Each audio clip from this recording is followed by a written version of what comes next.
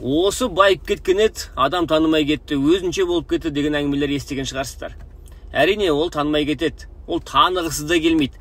Өйткені ол өзінің өміріне жауапкершілік алды. Көп ақша табу дегеннің түбінде тек ақша тұрған жоқ. Ол адам өзі көрген қиыншылықты бала шағасы көрмесін деген таңдау жасады. Баласы ең мықты мектептерде білім алсын деген таңдау жасады. Ата-анасын қажылыққа жіберуді таңдады. Тек жұмыс деп жүре бермей, отбасына көңіл бөлуді таңдады. Ол байып кеткен соң адам танымай кеткен жоқ. Керісінше, ол өз өміріне жауапкершілік ала алмаған адамдардан алыстады.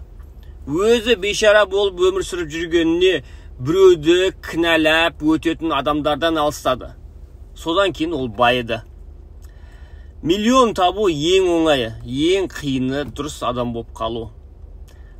Сені миллионер ететін 22-ші қадам өз өміріңе жауапкершілік ал. Сенің орныңа біреу кітап оқымайды, спортпен айналыспайды, біреу бала шағаңды бағып бермейді. Осы 100 қадамды сенің орныңа жүріп бермейді. Мен сені жақсы көрем. Өз арманыңа қадам басқаның үшін, мақсатыңа қадам басқаның үшін. Мынау жалаушаны қай жерде тұрған білмеймін. Басып қой, видеоны жіберіп алмас үшін. Ертең көрсеміз.